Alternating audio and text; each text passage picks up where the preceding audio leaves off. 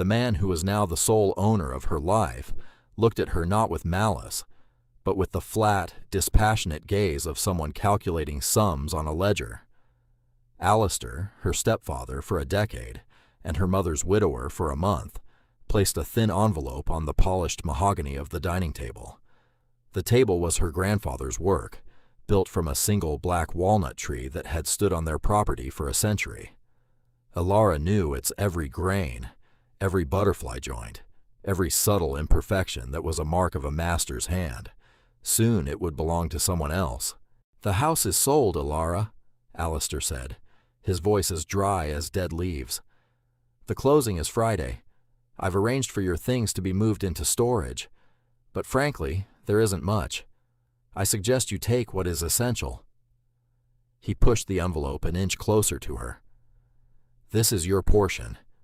Your mother's account was smaller than anticipated. After settling her affairs, this is what remains. $300. It should be enough to get you started somewhere." She did not look at the envelope. She looked at his hands, soft and uncalloused, the hands of a man who moved money, not materials.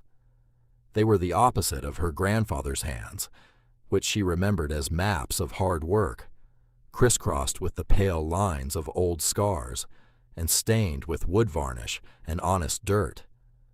Her grandfather had taught her the world. He had taught her how to read the grain of a board, the lean of a tree, the mind of a river. He taught her that a straight line and a true angle were forms of prayer, and that competence was a fortress no misfortune could breach. He had died 2 years before her mother married Alistair, leaving a void that was never filled, only papered over with civility. Alara was 18.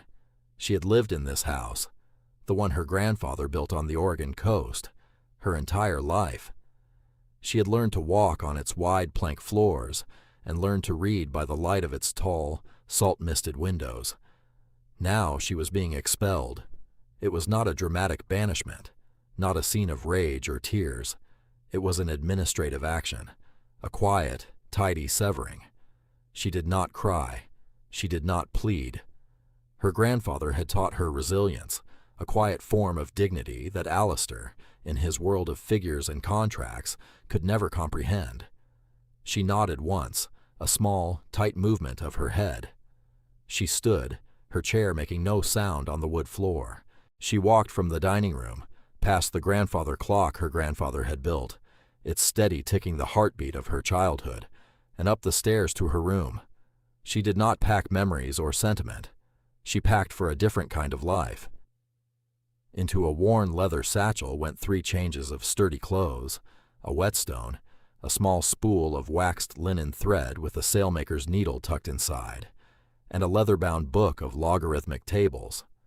From the workshop, the sacred space behind the house that Alistair had never entered, she retrieved her inheritance.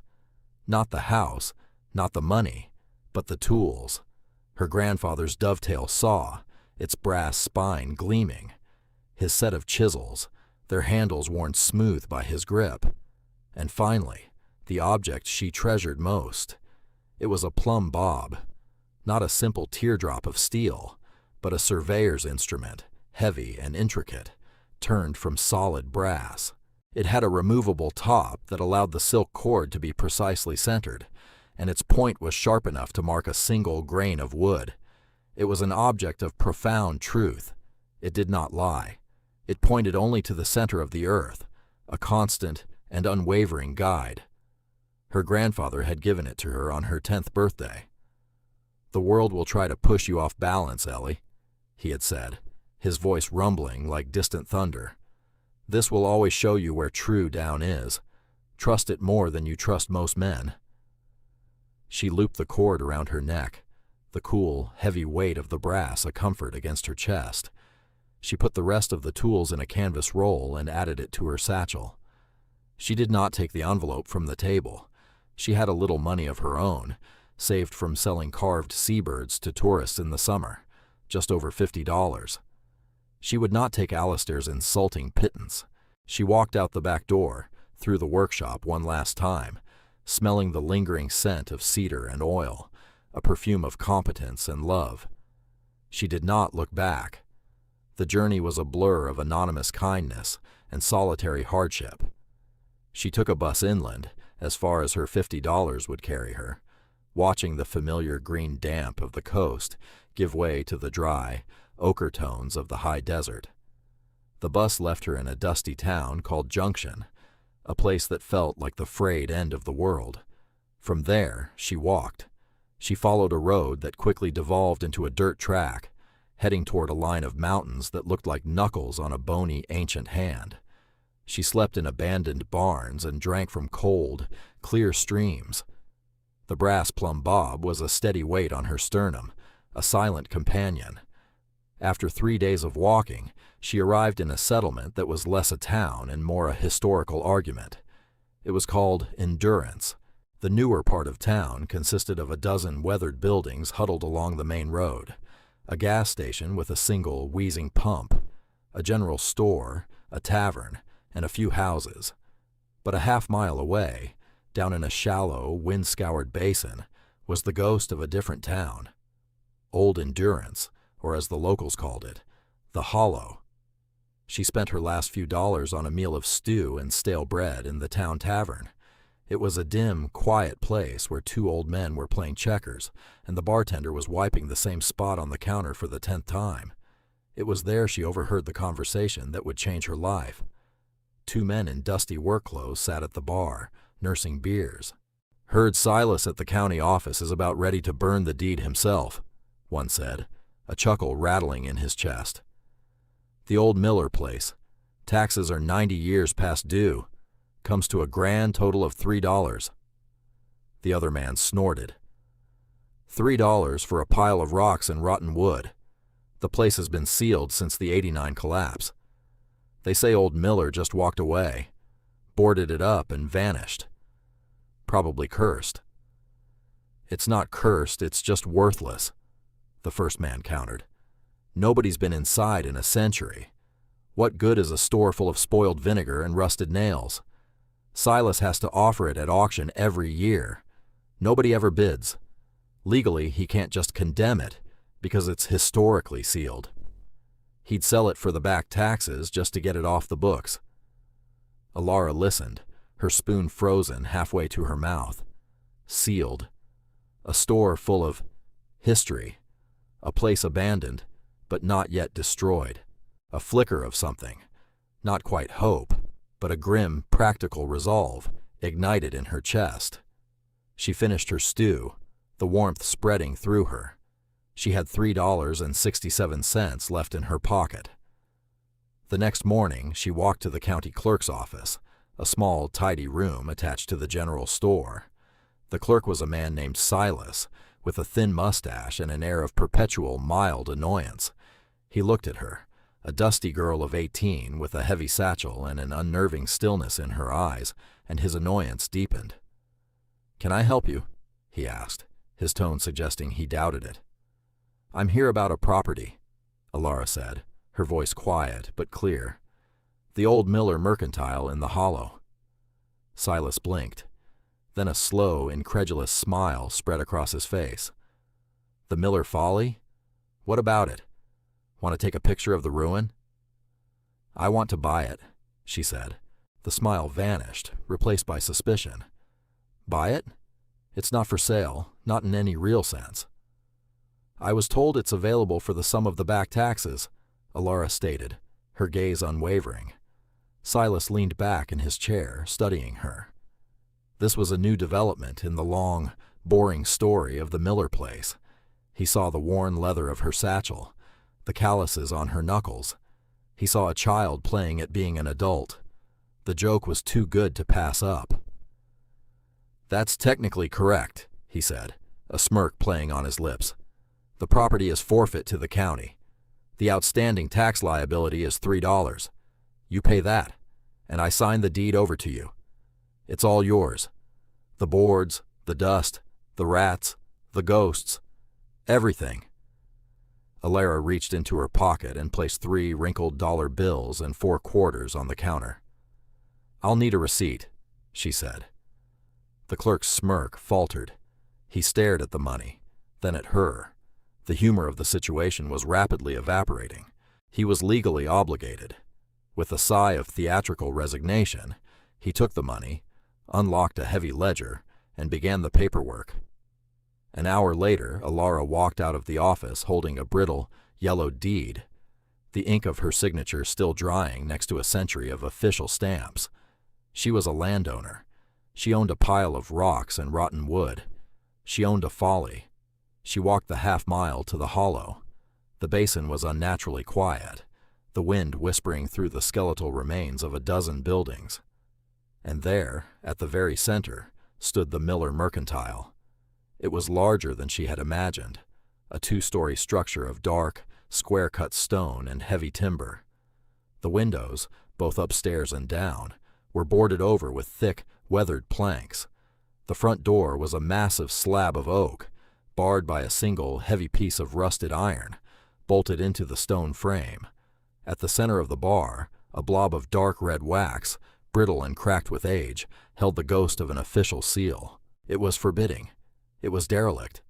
It was beautiful. But as she got closer, the scale of the decay became apparent. The roof sagged dangerously in one corner. Thick, thorny vines, like petrified veins, clung to the stone walls, prying at the mortar. The air itself felt heavy, saturated with the smell of dust, decay, and a profound, unshakable loneliness. A wave of despair, cold and sharp, washed over her. What have I done? The question was a physical blow, knocking the air from her lungs. She had traded the last of her money for a tomb. She sank to the ground, her back against the rough stone of the foundation, and for the first time since leaving the coast, she felt the sting of tears. But she did not let them fall. Crying was a luxury she could not afford. Instead, she unlooped the plumb bob from her neck. She let it hang, its brass point hovering a hair's breadth above the dusty ground. It swung in a slow, lazy arc, then settled, perfectly still, pointing true down. Her grandfather's voice echoed in her memory. Find where true down is. It was a starting point. It was an anchor. She stood up, her resolve hardening again. She would not be beaten by a building. She walked the perimeter, her eyes scanning not for what was broken, but for what was not. The stone walls, for the most part, were solid. The foundation was immense, built of massive granite blocks. At the back of the main structure, she found a small, attached woodshed. Its roof was half gone, and the door hung from a single leather hinge, but its 4 low walls were mostly intact. It was shelter. She spent the rest of the day clearing it out. It was filthy work. She shoveled out a thick layer of dried leaves, animal nests, and the dust of decades. By dusk, she had a small, defensible space. She unrolled her bedroll on the swept earth, ate the last of her bread, and fell into an exhausted sleep, the sound of the wind in the hollow, a mournful lullaby. The next days were a methodical assault on the front entrance. The iron bar was held by 2 enormous bolts, their heads rusted into shapeless lumps. She had no wrench that would fit. Using a small, cold chisel and a hammer, she began the painstaking process of chipping away the rust, one tiny metallic flake at a time. It was grueling, repetitive work. Each strike of the hammer against the chisel sent a ringing protest through the silent basin. As she worked, she studied the construction of the building. It was the work of a master. The stones were fitted with a precision that belied their size. The timber framing, where she could see it, was joined with pegs, not nails. This was not a building that had been thrown up. It had been raised with intention. While taking a break from the relentless chipping, she decided to assess the structure more formally. She ran a string line along the foundation. It was perfect. She then used her plumb bob to check the verticality of the doorframe. She hooked the silk cord over the top of the heavy timber lintel and let the brass weight hang. It aligned perfectly with the edge of the jamb. This place was built to last. As she knelt to retrieve the plumb bob, her fingers brushed against the threshold. It was a single, massive block of granite, that ran the full width of the doorway, and it was different. The foundation stones were a rough, gray, feldspar-heavy granite, common to the region. The threshold was a darker, almost black stone, with flecks of quartz that caught the light. It was smoother, its surface showing less wear from the wind and rain than the stones around it. It was an anomaly, a different material, a higher finish. Why? Her grandfather had taught her to notice such things. A craftsman always leaves a mark, he'd say. Sometimes it's a signature, sometimes it's just a choice that's a little too fine for the job. That's where you look for the story. She filed the observation away. The door was the priority. After 2 full days of chipping, she had exposed enough of the bolt heads to get a purchase with a large wrench she found in her tool roll. It took all of her weight, her muscles screaming in protest. But finally, with a groan of tortured metal, the first bolt turned. The second was even more stubborn. She had to heat it with a small, controlled fire built on a piece of scrap metal, letting the expansion and contraction break the rust's ancient grip. Finally, it too yielded. The iron bar came free, crashing to the ground with a deafening clang that echoed through the hollow. All that remained was the wax seal and the lock. The seal shattered into 1,000 tiny fragments with a tap of her hammer. The lock was a heavy, iron box lock. She had no key, but she had her grandfather's chisels.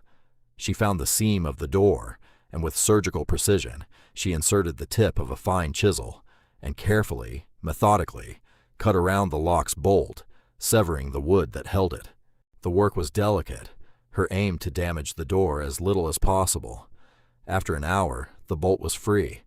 She pushed. The door, silent for 90 years, groaned open on its massive iron hinges. The air that rolled out was not foul. It was thick, heavy, and utterly still, carrying the dry, clean scent of aged wood, paper, and faint, ghost-like spices.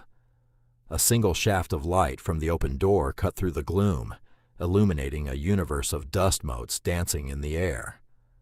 The interior of the Miller Mercantile was a perfect time capsule. A long wooden counter ran the length of the room. Behind it, shelves reached to the high ceiling, and they were full. Bolts of fabric, calico, denim, wool, were stacked neatly, their colors muted by a thick blanket of gray dust. Tins of coffee, tea, and baking powder sat in orderly rows. Glass jars held pale, ghostly shapes that might have been pickles or peaches. There were barrels of nails, boxes of candles, and a glass case containing straight razors and pocket knives. On the counter sat a heavy brass scale, its pans perfectly balanced, and a cast-iron cash register with ornate scrollwork. It was overwhelming. It was a treasure, not of money, but of time itself. For a moment, Alara just stood there, breathing it all in. Then the practical part of her took over. She needed light and air. She spent the rest of the day prying the boards from the 2 front windows. When the late afternoon sun streamed in, it revealed the true state of things. Everything was covered in a uniform, felt-like layer of dust. But beneath it, everything was preserved, protected from the elements by the sealed door and the sturdy stone walls. She began to clean. It was a reverent process. She started with the counter, using a soft cloth to wipe away the dust, revealing the rich, dark wood beneath. She cleaned the brass scale until it shone. Each object she uncovered was a message from the past. A tin of Arbuckle's coffee, a bottle of Lydia Pinkham's vegetable compound. These were not just items, they were the fabric of a lost world. Days turned into a week. She developed a routine. In the morning, she would work on making the main room habitable. In the afternoon, she would hunt for food, setting snares for rabbits as her grandfather had taught her, and gathering edible plants. She found a spring not far from the hollow, providing clean water. She was a self-contained ecosystem, a solitary steward of a forgotten kingdom. One afternoon, while sweeping the floor near the entrance, her broom snagged on an uneven floorboard. She knelt to examine it and remembered the threshold. The strange, dark granite. She ran her hand over its smooth, cool surface, then over the adjoining floorboards. Her fingers traced the lines, feeling for inconsistencies. Her grandfather's voice again. "Look for the choice that's too fine for the job. Why use such a perfect, expensive piece of stone for a simple threshold?" She lit a lantern, the sun having dipped below the basin's rim, and got on her hands and knees. She examined the seam where the stone met the wood floor. It was perfect. Too perfect. Then she saw it. On the inside edge of the stone, almost completely hidden in the shadow of the door jamb, was a tiny, circular indentation, no bigger than her fingertip. It wasn't a flaw. It was a finger pull. Her heart began to pound. She fetched a small crowbar from her tool roll. She inserted the tip into the seam near the indentation and pushed. Nothing. The stone was immense. It must have weighed half a ton. She repositioned the crowbar, finding a better angle for leverage. She put all of her weight on it, her muscles straining. For a long moment, nothing happened. Then, with a deep, grinding shudder that seemed to come from the very bones of the earth, the massive stone block moved. It didn't lift. It pivoted. On a hidden iron pin concealed in the far corner, the entire threshold swung inward, revealing a dark, square opening in the floor and a set of steep stone stairs leading down. The air that rose from the opening was different from the air in the store. It was colder, smelling of damp earth, stone, and something else, the scent of a sealed space. Taking the lantern, her hand trembling slightly, she descended. The stairs led to a small, square room, not a root cellar but a vault.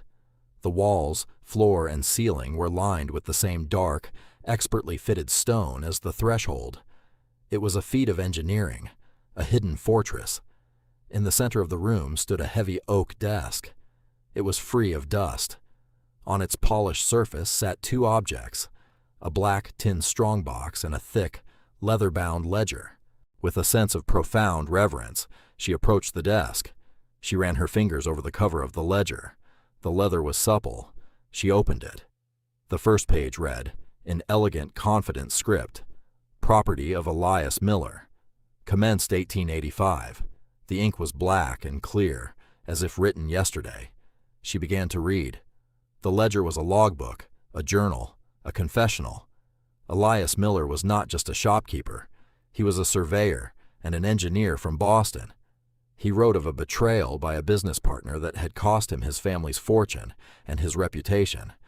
Broken and disgraced, he had come west, seeking not wealth, but solitude and the chance to build something real with his own hands.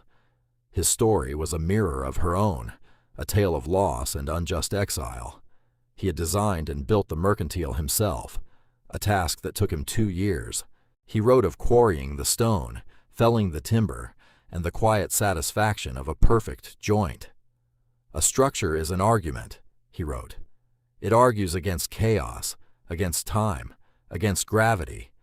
To build well is to state, in the language of stone and wood, that order is possible." Alara felt a powerful kinship with this man she had never met. He thought like her grandfather. He saw the world in the same way. She read on, page after page, completely engrossed. He wrote about the town of Endurance, about the miners who were his customers, good men with calloused hands and quiet hopes. He wrote about the mining company that owned the town, and a growing unease about their methods. He had surveyed the mountain for them when he first arrived. He knew its geology. In the later entries, his concern became alarm. He noted tremors. He suspected the company was blasting too deep, too recklessly, chasing a rich vein of silver without reinforcing the tunnels. "I have warned them," he wrote in an entry from October of 1889. "I presented my calculations to the foreman. He laughed at me, called me a doomsayer shopkeep. The greed of these men is a structural flaw, and it will bring the whole mountain down." The final entry was dated November 1st, 1889, the day before the great mine collapse that had turned Endurance into a ghost town. "The tremors are worse today. The air is heavy with a sense of dread. I fear the worst is near. I cannot make them listen. I have done what I can for this place. I have built my argument against the chaos. Tonight, I will seal it. My life savings, all that I have rebuilt from the ashes of my old life, are in the vault. If this town dies, I will not stay to watch its ghost. I will walk away and not look back. To whoever finds this place, if you are reading this, you have breached my walls not with force, but with understanding. You have noticed the stone. You have found the Maker's mark. This is a sign of a kindred spirit. The world may take from you, but it cannot take the measure of your own hands, or the truth of a straight line. The contents of the strongbox are now yours. Use this gold, not as an end, but as a beginning.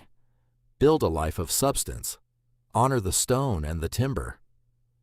There is a name written on the last page of this ledger, the grandson of a man I wronged in my youth, before my own ruin.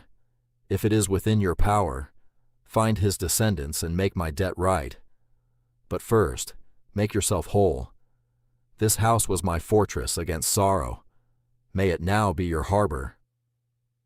Tears, hot and real, finally fell from Alara's eyes. They were not tears of grief, but of profound, aching gratitude.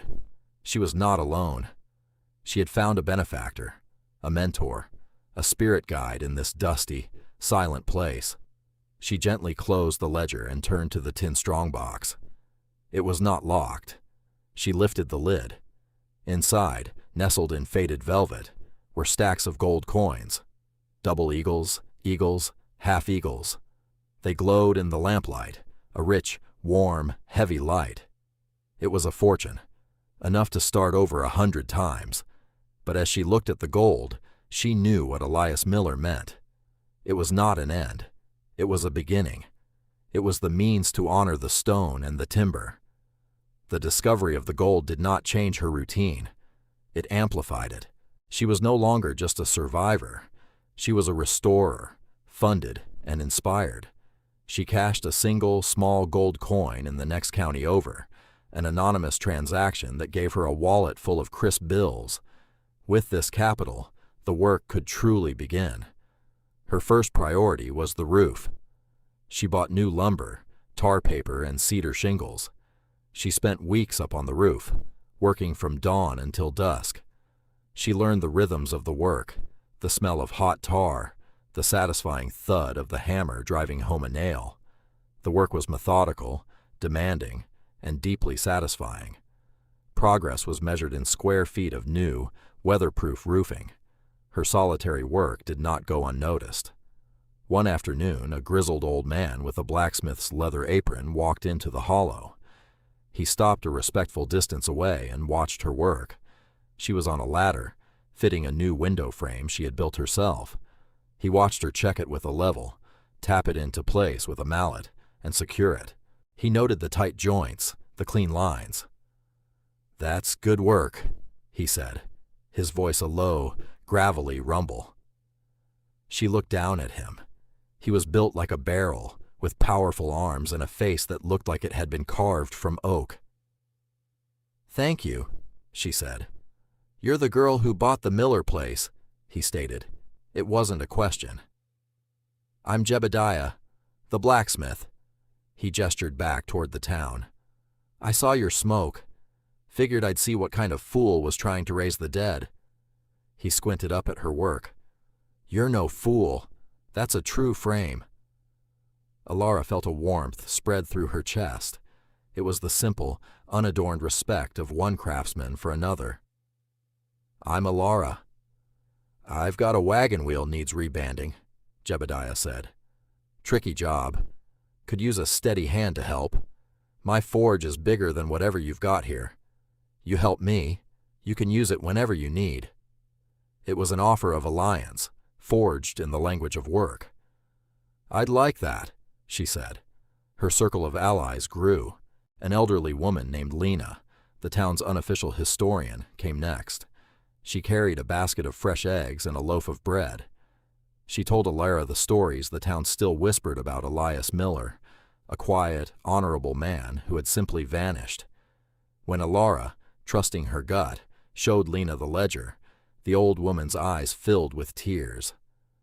"So that's what happened," she whispered. "He didn't abandon them. He tried to save them." Lena became her connection to the town's memory, a well of stories and context. Then came Martha, the pragmatic owner of the new general store. At first she had been wary, but when Alara came to her to buy supplies, things she couldn't make, like glass panes, sacks of cement for repointing the stone, and kerosene for her lamps, and paid in cash without haggling, Martha's wariness turned to respect. She began extending Alara credit, and even started a trade. Alara gave her a few of the less perishable, more curious items from the 1889 shelves, tins with beautiful lithographs, strange patent medicines, which Martha sold as antiques to the few tourists who passed through. One day, Silas, the county clerk, drove his wagon out to the hollow. Rumors had reached him, and he had to see for himself. He expected to find a collapsed roof and a headstone marking the girl's folly. Instead, he saw the Miller Mercantile standing proud and clean. The stone walls had been repointed, the dark mortar lines a testament to countless hours of labor. New, clear glass gleamed in the window frames. The sagging roofline was now ruler straight, covered in fresh cedar shingles. A thin curl of smoke rose from a newly rebuilt stone chimney. Alara was on the front porch, which she had completely reconstructed. She was using a hand plane to smooth the edge of a new oak door she was building to replace the one she had damaged. The rhythmic shh of the plane was the only sound.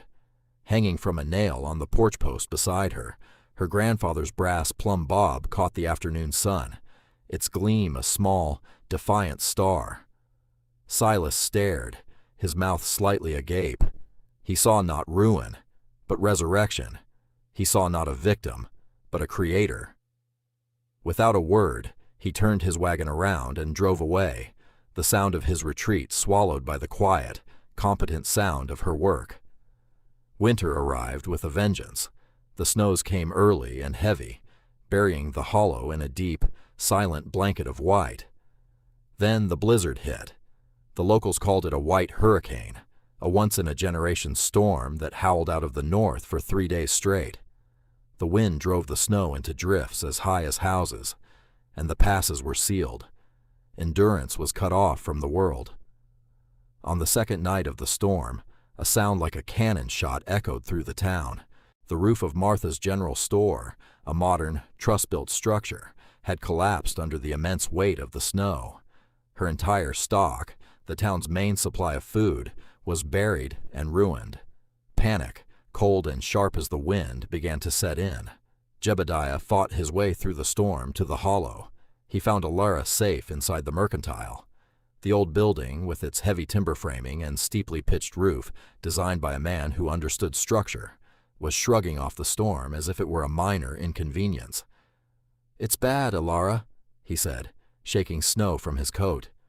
"Martha's store is gone. We've got maybe a few days of food, total, between all the families." Alara looked around the store. She looked at the shelves her hands had cleaned, shelves still laden with the provisions of 1889, tins of beef, sacks of flour and beans, barrels of salted pork, jars of preserved vegetables. Elias Miller's words echoed in her mind. A fortress against sorrow. She understood now. The building wasn't just his fortress. It was meant to be a fortress for the community. "Open the door, Jebediah," she said. "We have work to do." For the next week, the Miller Mercantile was the heart and soul of endurance. Alara, with Jebediah and Lena at her side, organized the distribution of the ancient supplies. The food was 90 years old, but it had been well sealed. The tinned meats were still good, the flour was dry, the dried beans were hard as rocks, but softened with long soaking. Alara used the brass scale on the counter to ration everything fairly, her hand steady. Jebediah helped organize teams to check on neighbors and shore up other roofs. Lena turned a corner of the store into an infirmary, using her knowledge of herbs and the mercantile stock of old medical supplies to care for the sick. The old store, a ghost for so long, was alive with purpose, its warm lantern light a beacon in the endless white. When the storm finally broke and the plows cleared the pass, they found a town that had not only survived, but had been reborn. The community, forged in the crucible of the blizzard, was stronger than ever. They looked at Alara not as an outsider, but as their anchor. In the spring, when the world was green and new, Alara took out the ledger. With Lena's help, she began the search for the descendants of the man Elias Miller had wronged. It took months of writing letters and searching records, but they found him. The great-grandson, a struggling farmer in Kansas, on the verge of losing his family's land. Alara went to the bank in the next county.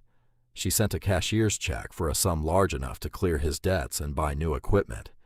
The only message included was a single, typed line. "A debt is paid." She never knew if he wondered where it came from. It didn't matter. The circle was closed. A year passed, then another. The Miller Mercantile thrived. It was a store again, but it was also a museum, a gathering place, and a testament to resilience. Alara stocked its shelves with new goods, but kept one section exactly as she had found it, a tribute to Elias Miller and the past. She had fully restored the upstairs apartment, and its windows now glowed with a warm, welcoming light each evening. Inspired by her, other families had begun to reclaim and restore the old houses in the hollow, drawn to the quiet strength of the community she had anchored. One cool autumn evening, Alara stood on the front porch she had built, watching the last light of day paint the mountains in shades of purple and gold. The town was quiet, settling in for the night.